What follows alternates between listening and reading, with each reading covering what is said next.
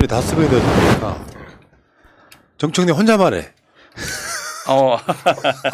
지난번 나갔어요? 아니 둘이 같이 나갔는데 네. 그 내용을 몰랐어요. 근데 네. 갑자기 인사를 하는데 월초 정청래입니다 이러더라고요. 그래서 아니 초월도 아니고 월초는 뭘까 이랬더니 김호준 총수하고 이 얘기를 와서 나누었나 봐요. 월간 말이 있는 것처럼 월말 자기는 월초로 해서 최고위원회 활동 내역을 한 달에 한 번 정도씩 당원들하고 공유하는 시간을 좀 가졌으면 좋겠다. 이렇게 순서를 가졌다고 했는데 같이 나가자고만 얘기를 들었지 전혀 어떤 내용인지를 모르고 들어가서 같이 나간다는 이야기를 이 방송에 했잖아요. 그렇지. 그리고 이틀 후에 나가신 거예요. 그렇지. 근데 네. 어떤 식으로 많이 좀 운영되는지를 당겨주세요. 어떤 식으로 운영되는지를 지금 전혀 모르고 있는 상황에서 이 둘 사이에는 얘기가 있었던 것 네. 같아요. 그래서 어떤 식으로 진행을 하냐 이렇게 물어는 봤는데 일단 나오시라. 그래가지고 이제 나가봤더니 이제 한 달 동안 진행됐던 최고위원회 어떤 변화가 있었는지에 대해서 정청래 수석이 이제 이야기를 한 거죠. 그래서 뭐 열심히 얘기하시길래 전 옆에서 취임새 넣어주고 한 방씩 때려주고. 컨펌해주셨잖아요. 네. 거의 뭐 얘기를 듣다 보니까 정청래 최고가 한 일이 많더라고요. 근데 그 정청래 수석 위에 왕수석이 계시더라고. 컨펌해 주시는. 그래서 좋은 아이디어는 정청래 우리 수석께서 잘 내주셨고 제가 컨펌해 드렸습니다. 알겠습니다. 오늘 안 나왔을 때 네. 뒷담화를 엄청 해야 돼. 아니요. 다 보고 계실 것 같아요. 보고 계신 또 상황이면 이 방송 나오죠. 자, 기가 간지러울 거야. 자 오늘 시작하겠습니다. 네. 당원이 최고다. 당원이 최고위원이다. 13번째 방송입니다. 자, 지금 제 앞에 두 분 나오셨는데요. 일단 수박 브레이커 양문석 언론학 박사님 나오셨습니다. 안녕하십니까, 양문석입니다. 정청래 최고가 없을 때는 컨텐츠의 최고 양문석이라고 가감하게 이야기하고 있을 때는 그 정청래 최고보다 약간 떨어지는 컨텐츠라고 겸손을 떨고 있는 양문석입니다. 반갑습니다. 좋은 방송 시작하겠습니다. 예, 어서 오시고요. 이게 지금 뒤끝이 너무 길어. 왜냐면은 우리끼리는 다 아는 농담인데 정청래 최고를 뭔가 막 디스하는 것 같은 느낌이 나니까 일부의 분들이 야 정청래 너무 홀대하는 거 아니냐 뭐 이런 식으로 얘기가 나와서 박사님 그렇게 하시면 못 알아듣시는 분들은 오해합니다 그랬더니 그 다음 주부터 지금 3주 연속 아니 그런데 이제 내가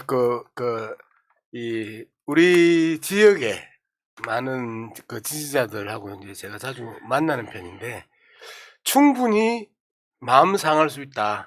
청래당의 이 당원들은 왜 그러냐면 자기들끼리 친한 거하고 공개적으로 약간씩 디스 하는 거에 쟤가 뭔데 지가 뭔데 이렇게 이야기할 수 있다라는 이야기를 제가 바로 그 직전에 듣고 올라왔었어요. 그래서 지금 이번 방송부터는 정청래 최고를 좀 깍듯이 존중해줘야 되겠다는 생각을 하고 이제 올라왔는데 이 방송을 하다가 보면 그렇잖아요. 살짝 디스하는 재미가 있어야 또 방송이 시청률이 올라가지. 저는 요새 예전에 지상파가 시청률 경쟁할 때 끊임없이 비판을 했었거든요. 시청률 경쟁 심하게 한다고. 근데 제가 요즘 이 출연을 하면서 느끼는 게 조회수를 한 번씩 이제 체크를 하잖아요. 상당히 민감해져요. 그리고 최소한 내가 나가서 최소한의 조회수를 확보해 주지 못하면 참 미안한 그런 감정이 많이 들어요. 그래서 이제 최선을 다해서 조회수 확대를 위해서 정청래 최고를 디스를 했는데 그 부분이 그러니까 그거는 행동으로 보여주셔야지. 그거를 내가 한다는 얘기를 계속하면은 받아들인 느낌이 아니고 기분 나쁜 느낌이에요. 이상하게. 알겠습니다. 잘하실 걸로 믿고. 자 그리고 그 옆에는 민주당의 왕수석. 컨펌 전문. 컨펌 전문 박찬대 최고위원 나오셨습니다. 예, 안녕하세요. 네, 박찬대입니다. 야, 뭐 말장난이 정청래 의원 버금가요. 뭐 교육연수원장 그랬더니 나는 연수구 출신이다. 뭐 이렇게 우리가 그런 걸 보고 병이라고 그러죠. 병. 그건 이제 다른 말로 아재 개그라고도 합니다. 아니 제가 다정해서 그래요. 나중에. 다정도 병인 양하여. 예. 자, 여러분 홍보 좀 하고 갈게요. 자, 든든 양문석 TV.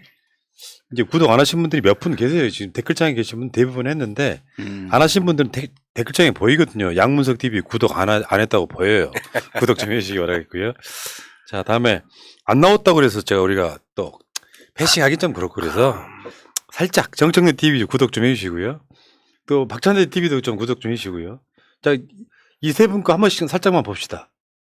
듣는 양문석 TV 6.3만 명. 야, 이제 10만이 얼마 안 남았네요. 금방 오겠네. 아니 근데 새날 구독하시는 분들이 평균 우리가 방송을 하면 15만에서 18만 정도 구독을 하시는데 이분들만 한 번만 구독 눌러주시면 바로 우리 이제 자체 제작 가능할 수 있는데 아니 무슨 그런 게 자체 제작 열심히 하면 구독자가 늘어나겠지. 구독해주면 자체 제작하겠다. 뭐 기양 그 구독의 구걸을 시작했 입장에서 구독의 구걸 강력하게 한 번 더 부탁드립니다. 예, 예. 구독 해주시고요. 부탁드립니다. 해주시고요. 든든 양승입니다. 아 불안하네. 네, 네. 그리고 정청래 TV는 네. 정청래 TV 이제 20만 넘었는데 이게 유튜브 해보시면 알아요. 구독자의 끝은 없어요. 계속 늘어나야 되는 거예요. 자, 21.2만 명 정청래 TV도 구독 좀 해주시고 다음에 영웅 왕수석 박찬대 TV도 구독 좀 해주십시오. 지금 2만 명 조금 넘은 거네요.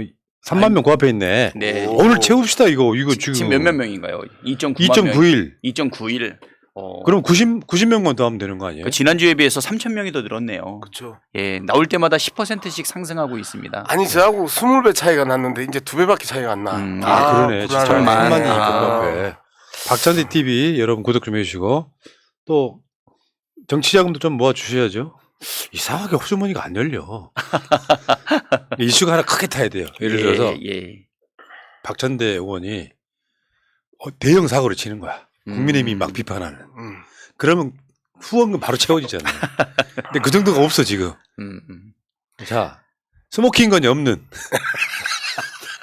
그래서 위에 정청래 후원 농협 301-0273-2305-71 그리고 박찬대 농협 301-0195-2514-11 이렇게 후원 좀 해주시면 좋겠습니다. 하길 새날에서도 그 정청래 위에 상황 최고위원 박찬대 최고를 쳐주는 거예요.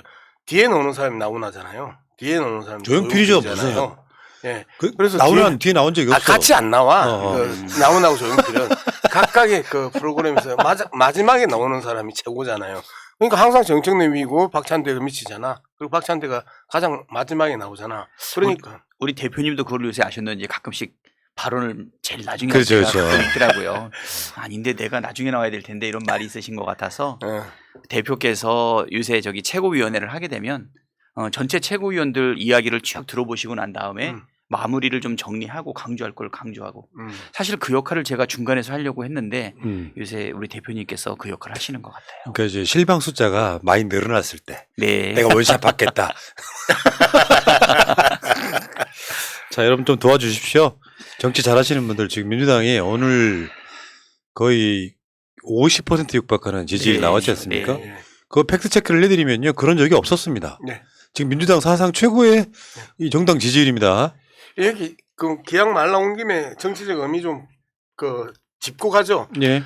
실질적으로 이재명 대표가 전당대회 내내 그 이야기했던 게 반사이익이 아니고 실력으로 지지율을 끌고 가겠다라는 이야기를 참 많이 했었어요. 그리고 실질적으로 야당이 실력으로 지지율을 올린 경우는 거의 없습니다. 그 여당의 똥볼에 대한 반사이익으로 계속 그 지지율을 올렸었는데 최근에 더불어민주당의 그 최고위원회 지도부가 워낙 탄탄하게 안정적으로 그 끌고 가고 있고 그리고 정치 의제와 민생 의제에 대한 아주 균형 잡힌 공격들과 그 다음에 대안 제시 그리고 그 추진 이러한 부분들이 일정하게 국민들에게 먹혀 들어가고 있다는 게 첫 번째고요. 두 번째 이재명 악마화 흑화에 대한 부분에 대해서 실질적으로 쏘갔다. 저들에 의해서 만들어진 이재명에 대한 나쁜 이미지가 조금씩 벗겨져 나가고 그 허물을 털어가고 있는 과정이다. 이 두 가지 측면에 있어서 더불어민주당의 지지율 50%의 육박의 의미를 바라봐야 되는 것 아니냐 저는 그렇게 생각하고 있습니다. 실제로 이게 아무것도 아닌 것 같지만 이상하게 기성 언론들이 민주당 지지율이 50% 육박하는 것을 알리지 않으려고 하는 의미 같은. 그렇죠. 보도는 안 할 수가 없으니까 민주당이라고 안 하고 야당이라고 표현하면서 조금 더 빗나가는 이런 느낌이에요 지금. 저는 이게 좀 신뢰를 얻어가는 과정이 아닌가 싶어요. 네. 아직 우리가 네네. 새로운 지도부가 만들어지고 나서 한 달 정도 경과한 상황 아닙니까? 그래서 뭔가 실적과 성과를 가지고서 국민들을 충분히 납득할 만큼은 되지는 않았지만 그래도 한 달 동안 일관된 메시지 그리고 민생에 대한 그런 의지 그다음에 확실히 달라졌다라고 하는 모습을 보여주는 부분 때문에 지금 기대감이 좀 많이 높아지면서 신뢰감이 같이 올라가고 있는 것 아닌가. 이럴 때일수록 더욱더 신뢰를 회복하기 위해서 작은 약속이라도 하나하나 실천해 나가는 그런 실적들을 보여줘야 되지 않을까 이 생각이 들고요. 네, 이 직전에 우리가 이제 많이 지적했던 윤석열 정권과 국힘당에 대한 반대는 있는데 그 반대하는 사람들이 민주당으로 가지 않고 있다라는 지적들을 많이 해왔었거든요. 이제 그 지적들이 지배적이었다가 이 지배적인 이 프레임이 깨지기 시작하는 거죠. 다시 이제는 민주당이 훨씬 낫네, 민주당 잘하네, 민주당 안정감 있네, 수권 정당이네 라는 부분으로 중도에서 오도 가도 못하던 분들이 실질적으로 민주당에게 이제 기대기 시작했던 하는 이 과정이 지표로 나타나고 있는 것 아니냐 저는 그렇게 생각하고 있습니다. 그리고 실제로 민주당 잘합니다. 요즘에 제가 봤을 때는 양해는 네. 안 차겠지만 네. 잘해요. 양해는 안 차지만 양해 차는 건 100%인데 예전 같으면 50% 이하의 동떨어진 느낌이었고요. 네. 지금은 당원 중심, 직접 소통 이 과정들을 거치면서 또 조중동 안 보는 효과 이런 것들을 거치면서 메시지가 그들 따라가기 급급한 이런 느낌이 아니고 민주당만의 색깔이 나기 시작했어요. 그게 저는 이재명 대표가 성남시장 경기도지사 할 때 그 업무의 효율성이랄까요? 추진력이랄까요? 이런 것들이 지금 작동하고 있는 게 아니냐 이런 생각을 해보고 다른 걸 떠나서 민주당에서 딴 목소리 안 나오는 거 사상 거의 초유의 현상이거든요. 대선 끝나고 지금 1년도 안 된 상황에서 민주당에서 딴소리가 이제 안 나오잖아요. 네. 그런 효과들이 겹치면서 민주당이 지금 많은 국민들로부터 원래 그렇잖아요. 사람들이 내부고 지지고 볶는 것보다 잘 단결하면 그 정당을 믿게 되지 않습니까? 네, 그 부분에서 좀 짚어가야 될 부분이 있어요. 바퀴벌레들이 여전히 숨어 있고 숨죽이고 있고 현 지도부가 얼마나 잘하는지 쳐다보고 있는 관망하고 있는 상황. 그리고 누누이 말씀드리지만 우리가 수박이라고 이야기했던 그분들이 여전히 페이스북에 자신들의 정치적 입장을 이야기하고 있습니다. 그리고 윤석열 정부에 대해서 비판적인 언사를 풀어내고 있습니다. 그럼에도 불구하고 보수 언론들이 일절 그들의 주장들을 받아서 보도해주지 않고 있습니다. 말 그대로 그들이 언론에 보도됐던 것들은 이재명에 대한 끊임없는 공격들, 즉 저들의 아가리에 먹잇감을 던져줬던 하이에나 같은 그러한 모습들 속에서 그들이 언론을 탔던 것이라는 것들을 이제 절절히 느끼고 있겠지요. 그리고 시간이 갈수록 안정된 지도부의 안정된 당 운영, 그리고 이 부분이 그대로 계속하면 공천에 있어서 결정적인 불이익을 당할 수 있는 위험성, 이러한 것들이 내포되어 있기 때문에 현재까지는 침묵하고 있으나 말 그대로 지도부가 조금이라도 비긋하는 과정이 나오는 그 순간부터 다시 그들은 하이에나로 돌변할 것이다. 절대 이 부분에 대해서 경계를 늦춰서는 안 된다는 부분들을 강조하고 싶습니다. 어떠십니까? 동의하십니까? 동의하면 안 되지, 최고위원님. 통합과 포용을 이야기해야 되는 최고위원 보고 동의하라고 하면 안 되죠. 지금 잘하고 있다고 생각합니다. 잘하고 있다고 생각하고요. 우리 당대표하고 최고위원회의 지도부의 행보에 대해 가지고 지금 우리 당내에서 목소리를 좀 하나로 좀 모아가고 있는 것 같아요. 당대표하고의 원내대표하고의 조율도 그렇고 또 각 최고위원들이 맡아서 하는 역할도 그렇고 또 당원들도 이번에야말로 정치적 효능감을 많이 느끼고 있는 그런 상황이기 때문에 지금 이런 즈음에서 지금 우리 당에 대한 기대감과 지지율도 상당히 올라는 가고 있는데 그럼에도 불구하고 아직 좀 불안한 부분들이 많이 있죠. 지금 윤석열 정부에서는 우리 당 지지율이 올라가고 자기네가 위기의식이 있으면 그것을 건전하게 해소해서 여야가 함께 발전하는 방안을 모색하는 것이 대한민국을 위해서 바람직한 일인데 오히려 적반하장 후한무치하는 식으로 해가지고 지금 언론 탄압을 더욱더 심하게 해나가고 그다음에 외교 참사에 이어가지고 안보까지도 지금 굉장히 불안하게 지금 이끌어가고 있잖아요. 네. 지금 해결책을 전혀 보이지 못하다 보니까 계속 정치 보복 탄압으로만 지금 일관되게 진행을 하고 있거든요. 어떻게 보면 뭐 아니면 도, 그죠? 오로한 나싱 전략으로 지금 가고 있는 것이 네. 지금 대한민국의 엄청난 위협이 아닌가 지금 그 생각 들고 그 있습니다. 부분 들어가기 전에 이제 계속해서 제가 이 부분을 말씀을 드리는 이유는 사실상 이 야당 입장에서 그 정말 그 천박하고 실력 없는 여당하고 지금 싸우는 소위 말하면 운이 좋은 상황이에요. 이런 상황에 있어서 당내 문제 여전히 중요합니다. 당헌 게시판을 아직도 도배하고 있는 이 말 그대로 프락치 같은 태도들 그리고 윤석열을 지지했던 저들이 계속해서 당헌 게시판을 그 집요하게 공격하고 있는 상황에서 이 당헌 게시판에 그 해당 행위자들을 저는 전수조사에서 드러내지 않으면 언제든지 저들의 그 지지를 받고 숨어 있는 바퀴벌레들이 또 튀어나올 수 있다라는 측면에 있어서 당내 민주화 문제 이 문제를 결코 놓쳐서는 안 된다. 지금 계속해서 저들이 워낙 엉망으로 국정을 운영하기 때문에 여당 공격과 현 정권에 대한 비판에 집중할 수밖에 없는 상황이라고 하면서 자꾸 당내 민주화 문제 그리고 해당 행위자 그 척결 이 부분들을 놓치고 있는 것 같은데 이럴 때일수록 빨리 이 공간들 썩은 고름들을 도려내는 작업들도 진행하지 않으면 결국 이 고름이 우리 몸 전체를 썩게 만들 수도 있다는 거 역사가 증명했고 그리고 시대가 끊임없이 경고하고 있는 이야기입니다. 저는 이 부분에 대해서 다시 한 번 더 최고위원회와 당 지도부가 고민해야 되는 시점이다. 이제는. 역시 선명하신 분. 깨끗해야죠. 가을 하늘 같아. 선명해야죠. 고맙습니다. 칭찬이죠. 아니 당연히 칭찬이죠. 왜냐면 예. 정치라는 게 현실과 이상의 괴리감을 얼마나 좁히어가느냐가 정치잖아요. 근데 이상을 말하는 사람이 있어야 돼요. 현실 정치에 있는 사람들이 거기 안주해버리면 소위 수박이 되는 거고 이상을 따라가려고 조금씩 쫓아가는 사람. 그래서 이제 정치에서는 반발짝 늦게 따라가라. 지금 말씀하신 거는 양문석 박사의 민심을 이야기하는 거죠. 지지층들의 민심. 야 최고라니까요. 그러니까 케미가 엄청 잘 맞잖아요 지금. 정청래 있을 때는 나한테 최고라는 이야기 잘 안 하잖아요. 정청래 없으니까 그렇게 아니 이야기하는 정청래 의원 빠지고 나니까 방송이 편안하고 좋네 아주. 역시 제가 좀 사람을 격려하고 화합하는 데는 재주가 있는 것 같아요. 존재만으로도. 컨펌 최고위원. 제가 그러니까요. 컨펌하겠습니다. 더불어민주당의 박찬대 왕수석 제거위원. 자, 농담이었고요. 의원님, 그 정청래 의원님은 좀 귀가 간지러우시면은 지금이라도 나오세요. 전화 연락 받아준다 하세요. 거절하지는 않겠습니다.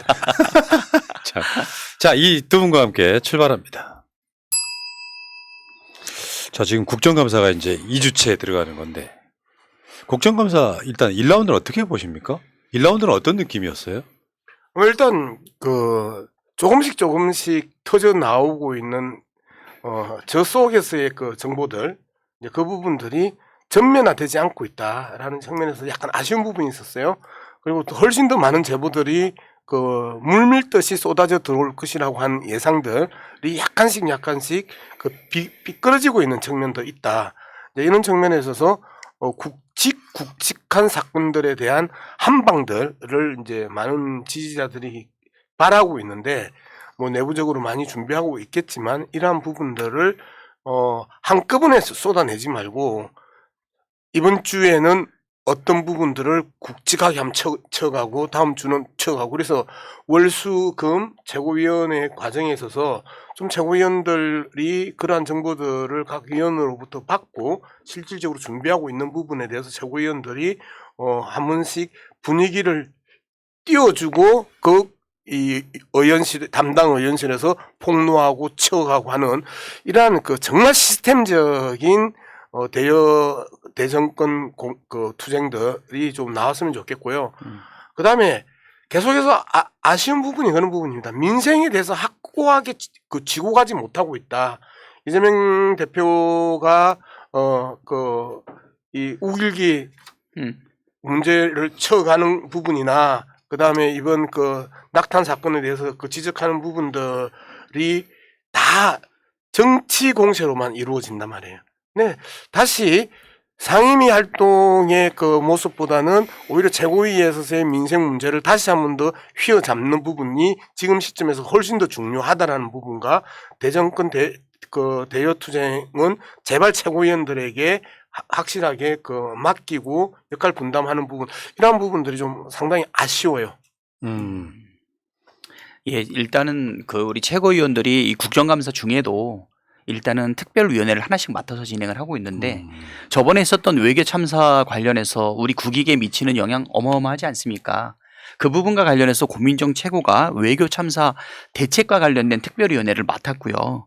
그다음에 또 지금 우리 민생을 장래적으로 위협하고 있는 게 뭐냐면 민영화가 이렇게 슬금슬금 좀 다가오고 있거든요. 보수 정권만 들어서게 되면 민영화의 이름으로 국가의 자산이라든가 그다음에 우리 국민들이 함께 공익으로 누려야 될 여러 가지 것들을 자꾸 민영화해 나가게 되는데 이 부분에 대해 가지고는 이번에 서용교 최고한테 그 특별위원회를 맡아서 지금 정치에 대한 이슈들 그다음에 민영화랑 관련된 부분에 대해서도 지금 하나하나 지금 대응을 하고 있는데요. 지금 저한테 가장 끈질기게 그러면서 여러 번 호소하고 있는 것이 뭐냐면 민영화와 관련된 지금 윤석열 정부의 사실은 못된 꿍꿍이를 결사적으로 막아달라고 하는 요구사항이 지금 계속 있어요. 네네. 최근에 이제 의료 민영화까지 얘기가 언급이 나오다 보니까 네. 국민의 삶에 대한 직접적인 영향을 미치는 자산 빼돌리기라든가 네. 이런 부분들에 대해서 우리 민주당이 더 혹독한 목소리 그렇죠. 확실하게 내줘야 되지 않느냐 네. 이렇게 하고 있어서요. 그 부분에 대해서 계속적으로 좀 직결하고 있는 상황입니다. 네, 지금 시점에서 계속해서 이제 외환 위기, 그 다음에 정치 폭락, 그런 부분들이 미국의 연준에 의한 이 영향력도 있겠지만 국내에 있어서 최근 론스타 재판 결과 같은 경우 전형적으로 국부 빼돌리기에 참여했던 자들이 지금 현 정권의 주요 포지션에 앉아 있잖아요. 그러면 이러한 부분에 있어서 현재의 경제 위기와 그 다음에 사람의 문제 이런 부분에 대해서 집요하게 치고 가면서 현재 경제 위기에 대한 더불어민주당의 대안이 뭐냐. 자, 경제 침체로 지금 다 들어간다고 하는데 여기에 대한 더불어민주당의 기본적인 대안은 뭐냐라고 하는 것들을 명확하게 난 해줘야 된다고 생각을 해요. 예를 들어서 정치의 문제에서 공매도 문제를 이재명 대표가 후보 시절에 이 강하게 브레이크를 잡았고 공매도에 대한 당분간의 홀딩을 이야기했었는데 이 부분을 치고 가든지 하면서 실질적으로 현재 정치 부양에 대한 고민들로 가지고 그다음에 부동산 문제 여전히 부동산 문제에 대해서 수많은 규제들이 덕지덕지 붙어 있는 상황에서 이 규제를 어떻게 처리할 것인지 이 부분에 대해서도 이제는 고민해야 되는 거고 그리고 누누이 말씀드리지만 여전히 쌀값에 대한 문제에 대해서는 유효하단 말이에요. 지난주에도 말씀드렸던 것처럼 지금 타작 시즌이란 말이에요. 많은 농민들이 들에서 이 타작을 하고 있는 상황에서 이 쌀을 어찌할고 시장 격리를 하려고 하면 제대로 하고 민주당이 명확하게 이 쌀값 가격 안정화 법안을 빨리 돌파해 나가는 이런 모습들 이런 것들 잔잔하지만 굵직한 것들이고 근본과 본질을 터치하는 부분들에 대해서 우리의 입장들이 너무 목소리가 작다. 예. 이런 아쉬움이 있습니다. 그래서 저희도 이제 분명하게 보여줄 수 있는 것 중에 하나가 지금 쌀값 관련된 부분이거든요. 양곡관리법 관련해 가지고 우리가 지금 이거 소위 통과시켰는데 네. 전체위 통과시키려고 그러면 이번 주에 지금 안건조정위가 지금 예정되어 있잖아요. 그럼에도 불구하고 저쪽 당에서는 자기들이 안건조정위까지 만들어 놓고 반대하고 있는 상황에서도 쌀값 문제만큼은 국민의 힘당이 이거 해결하겠다라고 하면서 국민들을 굉장히 오도하고 있거든요. 네. 이 부분에 대해서는 분명하게 메시지도 던질 뿐 아니라 쌀값 하나만큼은 우리가 확실하게 이것을 법을 통해 가지고 개정을 통해 가지고 이 부분의 의지는 분명하게 보일 필요는 있어요. 대신 많은 분들이 이렇게 해서 우리가 합의하지 않고 진행을 했을 때 네. 안건조정위원회는 잘 지나갈 것이냐 아니면 또 전체회의는 잘 넘어갈 것이냐 본회의는 어떻게 할 것이냐 패스트 트랙이 발생하면 어떻게 될 것이냐 또는 이제 그쪽에서 거부권을 행사하면 어떡할 거냐. 많은 단계마다 걱정은 있지만 민생 그다음에 쌀값 이 부분과 관련해서는 분명한 목소리를 민주당이 내고 하나하나 걱정하지 않고 그것을 오히려 하나하나 실천해 나가는 모습을 국민에게 보여줬을 때 과연 윤석열 정부가 어떻게 할 것인가. 그들도 사실은 마음속에서 캥기고 쫄리니까 실질적으로는 반대하지만 현수막으로는 자기네가 책임지겠다고 얘기하지 않습니까? 이럴 때 선명하고 강력한 민주당의 밀어붙이기 확실하게 보여줘야 되지 않을까 생각이 예, 들고요. 방금 말씀하신 도중에 아주 중요한 말씀 하나 했는데 쌀값 문제를 자신들이 플랜카드를 현수막을 걸어서 자신들이 해결하겠다고 이야기를 하면서 자신들이 지금 반대하고 있고 그렇죠. 안건조정의 어. 신청을 이 사람들이 했죠. 그렇죠. 이제 그런 측면들이 부각돼서 나타나야 되는데 바로 그것들이 정치적으로 치워주지 못하고 있다. 이게 정치적으로 공세를 펼친다라는 게 말 그대로 쌀값에 대해서 너희들이 지금 거짓말하고 있는 것 아니냐.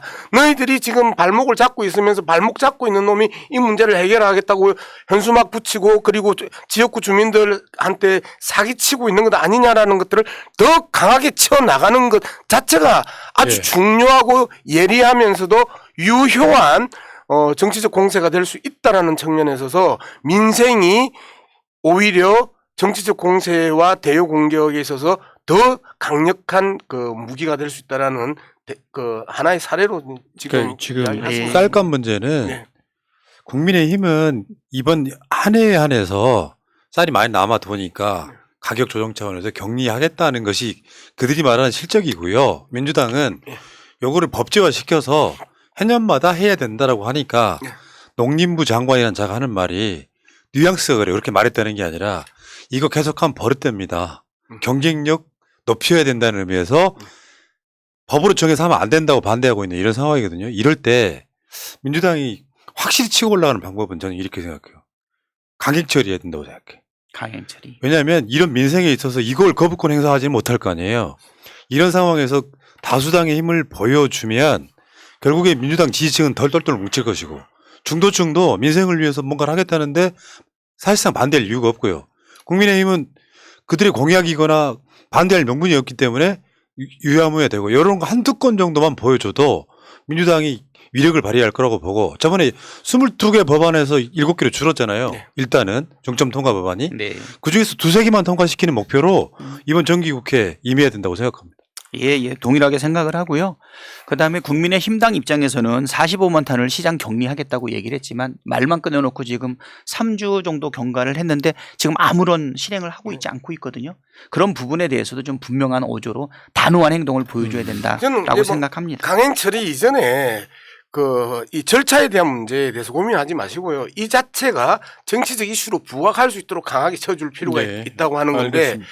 박근혜 정부 때 4만 7천 원, 4만 8천 원 하던 걸 문재인 정부 때 7만 4천 원에서 7만 5천 원까지 끌어올렸어요. 정말 농민들 특히 쌀 농사 짓는 분들이 문재인 대통령을 하면 안 된다고 생각하고 더불어민주당을 비판하면 안 된다고 생각합니다. 그런데 그게 다시 4만 원대로 떨어지기 지금 직전이란 말이에요. 그러면 이러한 엄청난 국민의힘의 이중적인 태도와 그다음에 농민 무시에 대한 이 태도를 우리는 명확하게 폭로해내고 쟁점으로 부각시키고 그러면 자연스럽게 강행 처리 안 해도 저들이 따라올 수밖에 없다. 요러네. 절차에 대한 문제에 고민하지 마시고 명확하게 전면화되는 쟁점으로 부각시켜달라고 지금 말씀드립니다. 알겠습니다. 그게 어쨌거나 지금 예, 그렇게 하고 있습니다. 예. 아, 예. 예. 고맙습니다. 자, 근데 거기다가 보니까 아까 민영화 이야기도 잠깐만 짚고 넘어가면 강원도에 영리병원 설립하는 법안이 지금 제출돼 있어요. 네. 제주도에 실패한 거죠, 사실상. 네. 더군다나 지금 이재명 대표의 수건 사업이었던 성남 의료원을 지금 민간이 위탁한다 그러고 그렇죠. 예. 그런 부분들은 확실하게 민주당의 맛을 보여줘야 돼요. 빨간 맛, 매운맛. 민주당의 그 매운맛 있잖아요. 요걸 보여줘야지 저쪽에서 함부로 도발을 못하는 거지. 아무리 갑질을 하려고 해도 그들의 의석이 지금 한 줌인데 민주당이 막아서면 사실상 다 못한다고 보는 게 맞지 않겠습니까? 지금 여가부 같은 경우도 폐지한다고는 했지만 폐지가 되겠어요? 사실상 불가능하지. 갑자기 두 갈래로 던지는데 그 정부조직법 문제는 좀 빼고 민영화 문제 지금 민영화 반대 대책위원장이 누구시라고요? 지금 서용교 의원. 예, 그럼 서영교 의원하고 우리 그 박찬 최고하고도 좀 언론하셔서 서영교 의원이 치면 네. 제가 맨날 하는 이야기 있잖아요. 자, 월요일날 서영교가 쳤어. 수요일날 박찬대가 한 번 더 쳐. 금요일날 정청래가 한 번 더 쳐. 네. 하면서 이 이슈가 올라와야 되는데 한 번 치고 그냥 짧게 기사 한 번 나오고 그 다음에 수요일 없어져 버려요. 아, 이제 그렇게 안 할 겁니다. 뭐, 이재명 대표께서 항상 정치권에 대해서 좀 비판적인 시각을 가졌던 것 중에 하나가 뭐였냐면, 행정은 시작이 있으면 마무리가 있고 예산이 있으면 결산이 있는데 정치는 정치적 이슈를 던지고 마무리, 어떻게 할 건지에 대해서 크게 책임을 지지 못하는 부분이 있다라고 이야기를 했거든요. 그런 거를 여러 번 지적했기 때문에 이번에 새로운 우리 민주당 지도부는 이것을 한번 의안을 던지거나 사실은 이슈 제기를 한다 그러면 작은 성과라도 낼 수 있게끔 마지막까지 계속 해 나간다. 한번 의제를 잡았으면 해결될 때까지 계속 나가야 되는 것 아닌가 이렇게 생각이 되고요. 의례적으로는 안 할 겁니다. 쳐야 되는 거 아니야? 그러니까 문제는 이제 이런 지점 말고도 내가 일개 과방위의 국회의원이 아니고 대민주당의 최고위원들이시면은 국정을 전반적으로 보시잖아요. 그럴 때 지금 이번 국정감사의 최고의 논란은 감사원과 대통령실의 내통이라고 봐요. 네. 요거는 제가 규정하기를 국정농단 사건이다. 그러니까 나누어져야 될 권력이 서로 보장해줘야 될 공정성이 대통령실이 감사원까지 지금 사실상 뒤에 조정하고 있다가 드러난 거 아니겠습니까?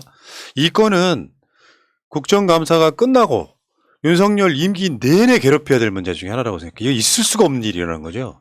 검찰이 못하는 짓을 감사원을 시켜서 대행하게 하고 그걸로 괴롭히기 시작하고 지금은 이제 민간인 사찰까지 왔어요.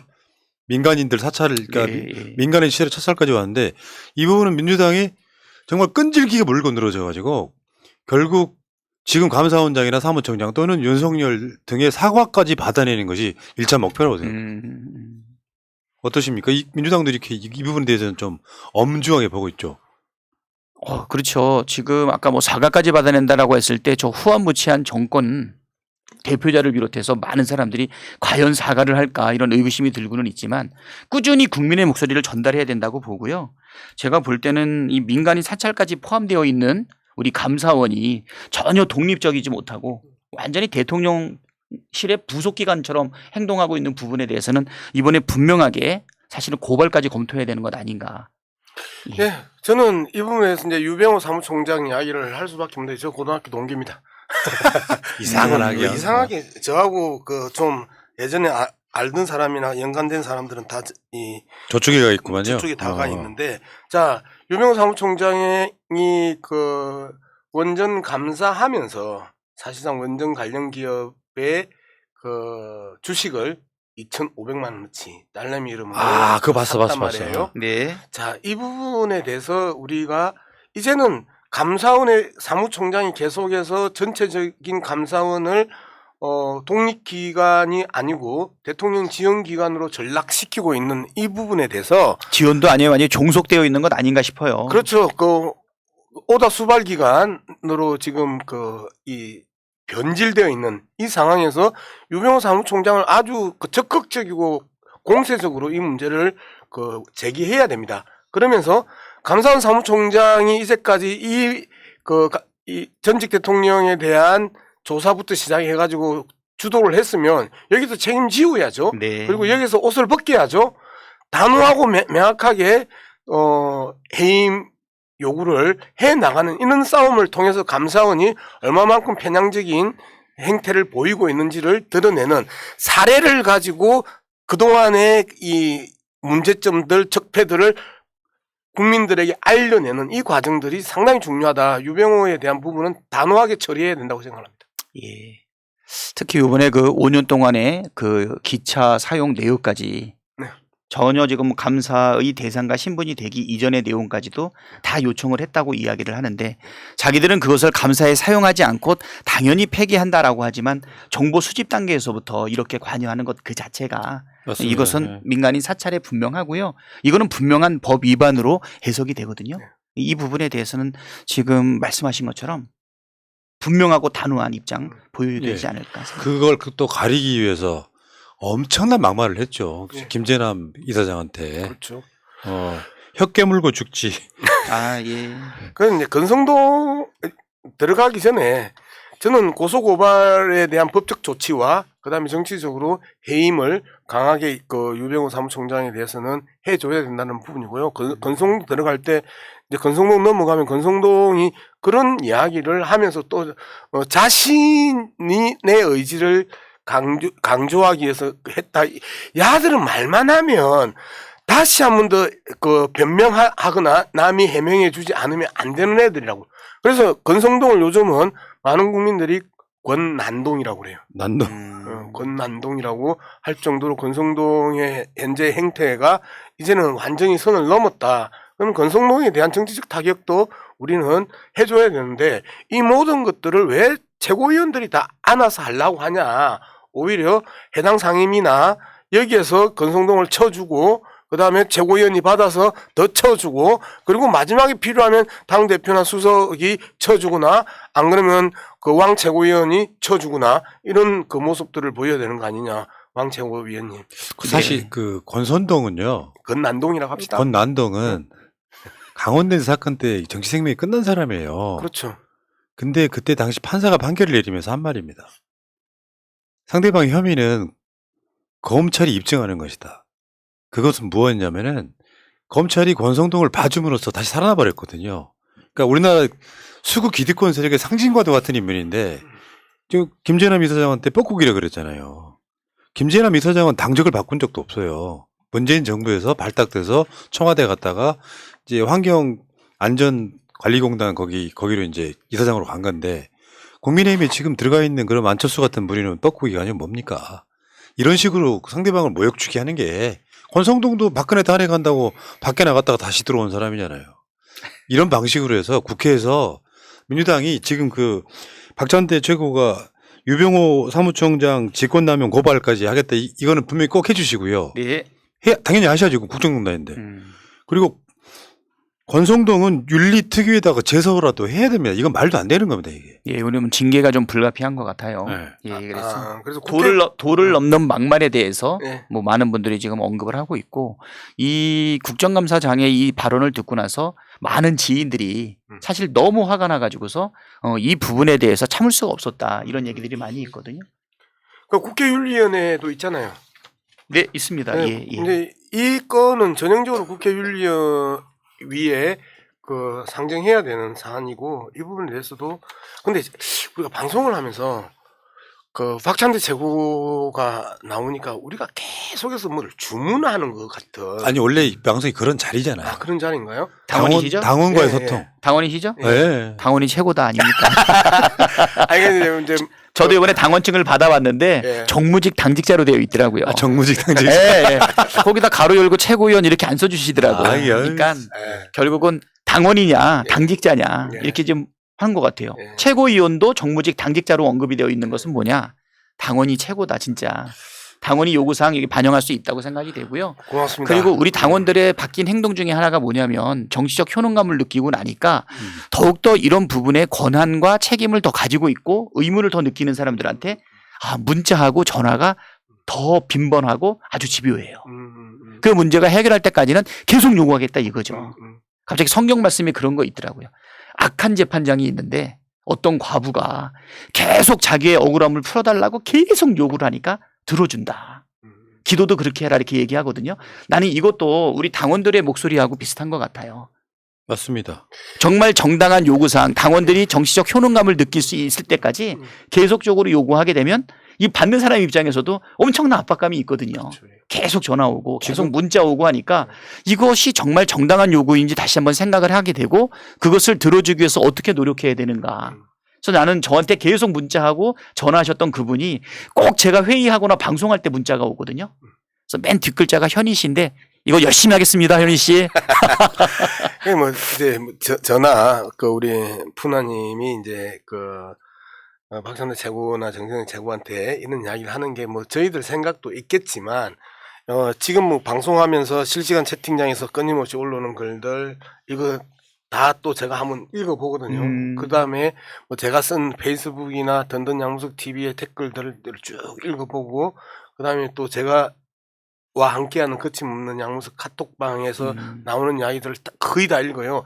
그래서 그런 부분을 짜고 교집합을 만들어낸 것들을 대부분 이제 말씀을 드리는 거고, 그 다음에 제가 방송할 때 이제 제 주장으로 표현하는 건데, 실질적으로 이러한 이 직접적인 민주주의, 직접 민주주의의 확대와 활성화가 사실상 박찬대 의원을 최고위원으로 만들어냈고 정청래 의원을 수석 최고위원으로 만들어낸 그 힘이었고 권한이었다고 생각을 합니다.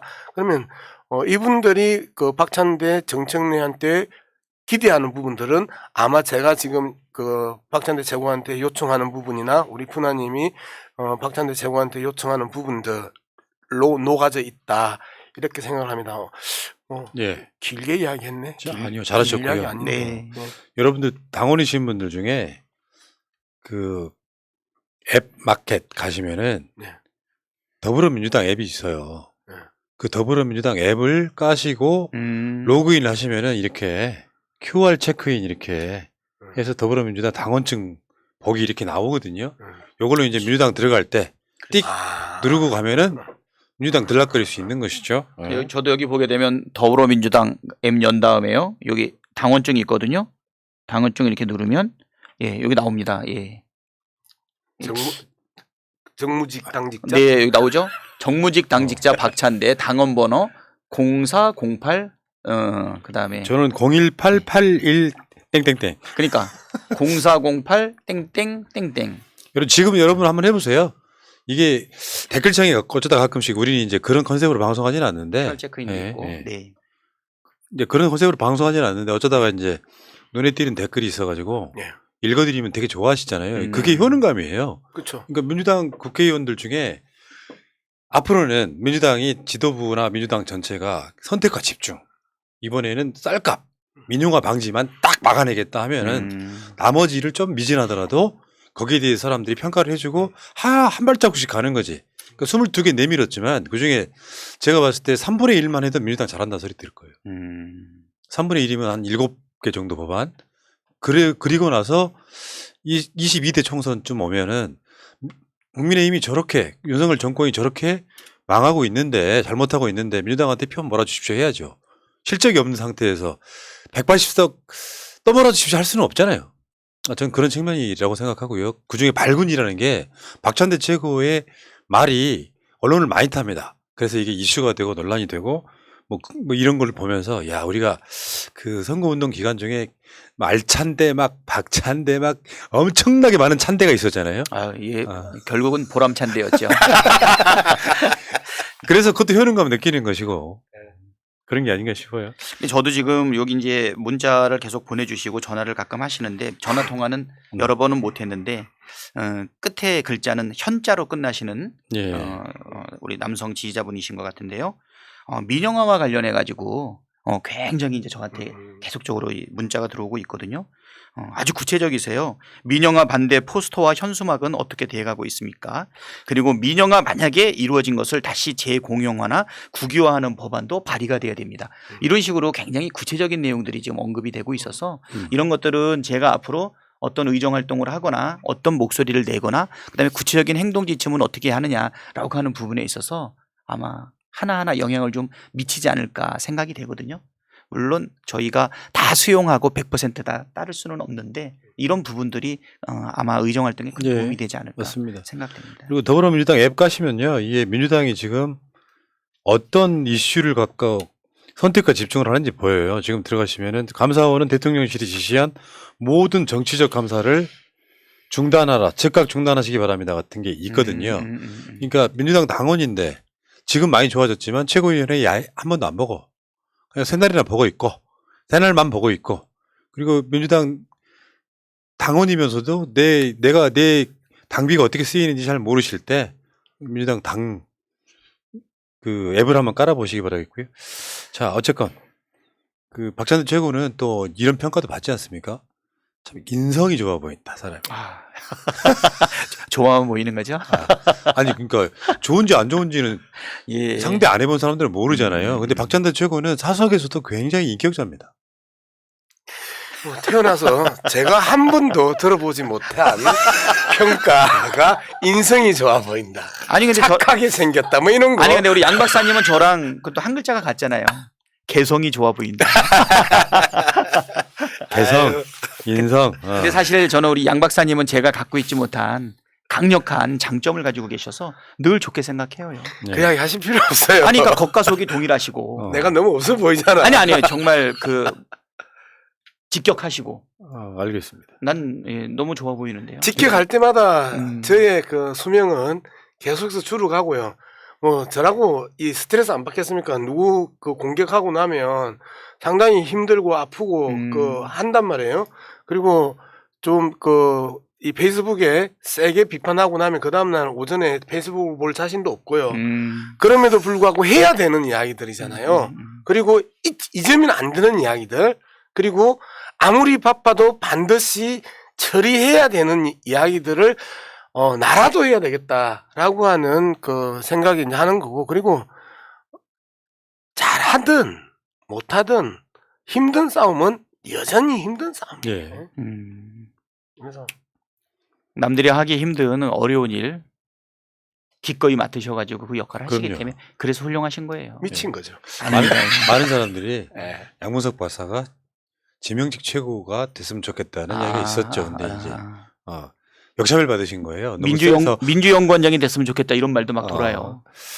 자. 처음 들어보셨죠? 일단 이야기 여기까지 하시고 어쨌든 예, 민주당에 대한 기대가 이제 기대만 계속되면 안 되고 만족감이 계속 와야 되는 건데 최근에 조금씩 오고 있다. 뭐 첫 술이 배부르겠습니까? 자, 국정감사 더 화이팅 해주시고요. 국정감사 4주 하나요? 네, 보통 4주 네, 합니다. 보통 4주 하죠. 네. 아유, 3주가 남았네요 지금. 4주 하니까 유지다. 네. 자, 오늘은 이제 평상시 때 정청래 수석 최고에 가려있던 양문석 박사가 말고 박찬대 최고위원의 활약을 한번 잠깐 볼게요. 재밌는 얘기가 많더라고요. 첫 번째, 박찬대 최고는 지금 이재명 대표에 대한 그 방어에도 굉장히 열심히 해요. 10월 재판 시작인데 아직 공소장도 못 봤다. 이게 무슨 말이에요? 지금 성남 FC 관련해 가지고서 지금 두 사람을 지금 백현동 건인가요? 네. 지금 저기 그 공선법 관련해 가지고서 사실 지금 재판이 좀 진행이 되고 있지 않습니까? 그런데 거기 내용을 보게 되면은 내용이 결국은 뭐죠? 그 허위사실 유포로 해 가지고서 지금 건드리지 않았습니까? 그러니까 그 정부에서 저기 한 적이 없다. 협박으로 느꼈다. 그렇죠. 협박을 한 적은 없다. 근데 이제 협박으로 느꼈다라고 하는 부분에 대해서 지금 기소를 진행하고 10월 달에 사실은 재판이 진행이 되고 있는데 여태까지 공소장조차 보여주지 않고서 일방적으로 몰고 가고 있었는데요. 이 발언이 나오고 나니까 코너에 몰렸는지 이번 연휴 기간에 이제 드디어 좀 제시를 하는 것 같아요. 그래서 그 자료를 파악했냐? 제가 변호사들께 여쭤봤더니 지금 그 관련 공소장의 그 어마어마한 양을 이제 복사하고 있는 것 같아요. 야, 그러니까 방어권을 보장해주지 않는 거죠 지금. 그렇죠. 재판 들어가는 10월 달인데. 그래서 오히려 이 부분이 우리가 사실은 공격할 수 있는 굉장히 중요한 부분인데 오히려 중간에 공소장을 보여주지 않았다라고 하는 이야기가 있어서 그 부분 때문에 얘네가 부랴부랴 그냥 체면 치레식으로 이걸 제공하는 것 아닌가 이런 생각이 조금 들더라고요. 그래서 이것을 미리 얘기하지 말 걸 그랬나 이런 생각도 조금 그러니까 들어요. 공소장이 부끄러워서 아닐까요? 아무것도 없어서. 아마 그럴 수도 그런 있다고 측면도 있다고 봅니다. 봐야죠. 예. 일단 지르고 보는 거다 보니까는요.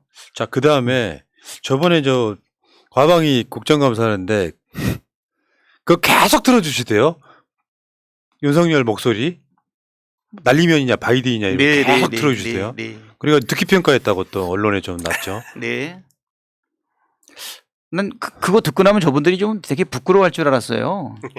근데 안 그러시더라고요. 그래서 제가 했던 건 뭐냐면 날리면이냐 바이든이냐를 보여줬을 때 저분들이 부끄러워하지 않는 모습을 좀 보여준 것 아닌가 결과적으로. 국회에서 이 새끼들이 승인 안 해주면 바이든은 쪽팔려서 어떡하나? 다른 건 안 했고 그거 있었죠.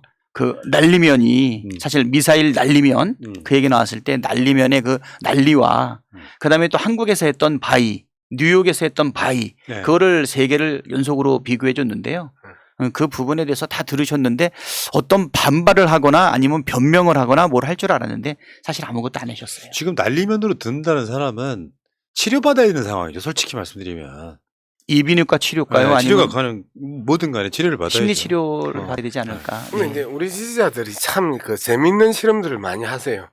뭐 6살짜리, 7살짜리 손녀, 손자들한테 그걸 들려주고 이게 이 XX냐, 그다음에 그 바이든이냐, 날리면이냐는 아예 안 주고 저런 거를 이야기해봐라고 하면 이 XX 그다음에 바이든이라고 하는 아이들 아무런 그 사전에 정보 없이 들은 대로 답하는 아이들을 내 이야기들을 또 많이 댓글에 올려주세요. 그 다음에 사실상 국민들 70%가 이 부분에 대해서는 욕설이라고 분명하게 이야기를 하고 미국 대통령 욕설이라고 분명하게 이야기를 했다고 그 여론조사에서도 잡히잖아요.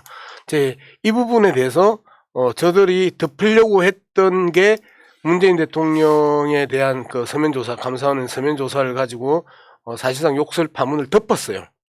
덮었는데 욕설 파문을 그 서면조사로 덮은 게 더 크게 터졌고 더 반발을 일으켰고 그 다음에 낙탄 사고, 이제 이 낙탄 사고가 낙탄이냐 아니냐, 이제 이 부분 이 논란까지 지금 가고 있는 거잖아요. 그런 측면에서 보면 바이든과 그 이 XX 문제를 여전히 우리는 놓치고 그 흘려보내서는 안 된다. 이 부분에 대해서는 대통령 사과에 대한 맞습니다. 명확한 그 요구들을 지속적으로 해야 된다. 이건 대통령 사과해야지요. 그래야 국민들이 이 새끼 저 새끼 안 하지. 근데 일상적으로 이제 이 새끼 저 새끼가 방송 용어가 돼버리고 일상생활에서 쓰이는 아주 평범한 대통령도 하는 이야기, 고급진 표현으로 그 전환되면 어떻게 할 건데. 그래서 이러한 아이들에 대한 교육의 문제와 또 그 직결되어 있고 그다음에 국민들의 언어 생활, 슬기로운 언어 생활에도 직결되어 있는 이 문제에 대해서 대통령 사과를 집요하게 나는 이야기해야 된다고 생각합니다. 더불어서 박진 외교장관 해임. 사퇴도 뭐 해임까지는 뭐 안 해주겠지만 박진 자체가 눈치가 없는 거잖아요. 본인이 사퇴해주면은 전국이 마무리가 될 텐데 그 사과 안 받고 박진 해임 건의안에 대해서 하루도 안 돼서 단칼에 자르는 여기에 대한 항의를 또 계속 해나가야 되는 게 전 맞다고 생각해요. 그 이슈가. 근데 뭐 워낙 그 전선들이 확장되어 있고 다양한 이슈들이 그 요구가 되고 있는 상황에서 저는 그 계속해서 최고위원들만 그 전면에 나오는 모습들도 이제는 나누어줘. 아이템을 나누어주고 치고 나갈 어제들을 이 초선들이나 재선들한테 나누어주는 이 그 배분의 효과도 우리는 고려해야 됩니다. 그러면 대통령에 대한 욕설 파문에 대한 대통령의 사과 문제는 집요하게 어느 단위에서든 해 나가야 된다. 예. 이 부분. 그리고 이제 한 가지 더 언급할 부분은 뭐냐면 그 소리를 처음으로 방영을 했던 MBC에 대한 아주 집요한 네. 사실은 탄압이 있지 않습니까? 이번 주에 지금 그렇죠. 박문진 감사가 예정돼 있습니다. 과방위에서 이제 열심히 하시겠죠. 네, 지금 세무조사도 했었잖아요. 세무조사 들어갔죠. 진짜 양나란. 거기다가 또 MBC YTN에 대해서 또 민영화까지도 민영화, 얘기를 하고 있거든요. 그러니까 그쪽은 상황 여부를 떠나지 않고 오로지 목적은 민영화예요. 지금 언론을 탄압하는 과정 속에서 민영화 얘기를 또 하고 있는 것 네. 아닙니까? 예. 제가 볼 때는 뭐 MBC뿐 아니라 TV조선 뭐 모든 매체들이 다 사실은 바이든 얘기하고 이 XX까지 다 얘기가 됐는데도 불구하고 MBC를 집요하게 하는 것은 뭐냐면 첫 번째 언론을 사실은 때리겠다는 거죠. 그렇죠. 진실의 바다에 뛰어드는 첫 번째 펭귄, 퍼스트 펭귄 자체를 반드시 응징하겠다. 지금 이렇게 이야기하고 있기 때문에 앞으로 윤석열 정부와 관련된 진실을 첫 번째로 보도하고 있는 그 매체와 방송국은 반드시 응징하겠다라고 하는 정말 조폭 수준의 네. 사실은 그 의지를 보여주고 있는 것이다. 지금 이 생각이 들고요. 자, 그리고 박찬대 활약 코너니까 짧게 할게요. 박찬대 특집이니까. 저번에 윤석열차 관련해서도 박찬대 메시지가 많이 나오더라고요. 자유의 진심인 윤석열, 언론 탄압 언론 자유 탄압하고 고등학생과 싸우고 있다. 잘 뽑아요. 네. 헤드라인을 잘 뽑아요. 아주. 네, 고등학생하고 싸우고 있죠. 그거 보고 있으면 웃기지 않아요. 정치권에서 보면 진짜 웃기지 않아요. 그냥 넘어갔으면 될 문제잖아요. 팩트도 들렸고 표절도 아니고 심지어 그 부천 만화 그 영화제에서 탄 상 중에 같은 부분에서는 이재명 비꼬는 것도 엄청 많더라고요. 상탄 것 중에. 그럼요. 2004년도에는 네. 노무현 비판 만화가 수상이 됐고요. 2015년도에는 박근혜 비판 만화도 역시 수상을 했거든요. 근데 이분들은 패러디라는 말 자체를 잘 모르는 것 같고 풍자라든가 만평에 대해서 잘 모르는 것 같아요. 그 윤석열 씨는 또 대선 후보 때는 또 마음껏 하세요했던 사람이잖아요. SNS에서 그랬죠. 네. 그건 당연한 SNL의 권리다. 정치 풍자 할 수 있게 해주겠다라고 했는데 정말 그런 말들이 누가 써줬는데 기억을 못 하시는 것인지. 그럴 수 있습니다. 예. 표절이라는 단어를 쟤들은 난 모른다고 생각했어요. 김건희 논문과 관련해가지고 수없이 우리는 표절에 대한 이야기를 했었고 저들의 입으로 한 번도 표절이라는 단어를 쓴 적도 없고 거기에 대한 기본적인 입장을 밝힌 적도 없어요. 그런데 고등학생하고 싸우는 저들이 표절이라는 단어를 너무너무 당당하게 쓸 때 쟤들이 표절이라는 단어를 알고 있었구나. 그리고 알고 있으면서도 안 썼구나라는 그 생각을 첫 번째 했고요. 그게 아니고 표절이라는 단어는 네. 비판받을 수 있는 영역이 만평과 카툰이라는 데만 있다고 생각하는 것 같아요. 논문 아니야? 논문은 아니라고 생각하는 것 같아요. 그 얼굴 표절, 경렬 표절 뭐 이런 것들도 다 아니네. 아니 이게 하향 평준화라고 하죠.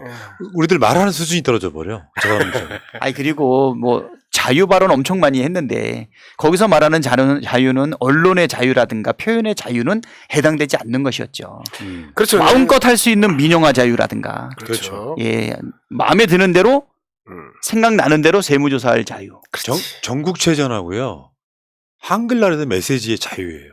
핵심 키워드가. 그러니까 이제 너무너무 기가 찬 게 그 이야기가 유엔 연설에서 수십 번의 자유를 외치고 와가지고 첫 번째 터졌던 자유의 문제가 윤석열차거든요. 네. 그런데 여기서 제가 진짜 화가 났던 게 최형두 경남 마산 출신의 국회의원입니다. 문화일보 기자 출신이고요. 그 다음에 조수진 동아일보 출신입니다. 정치부 기자를 오래 했던 사람들입니다.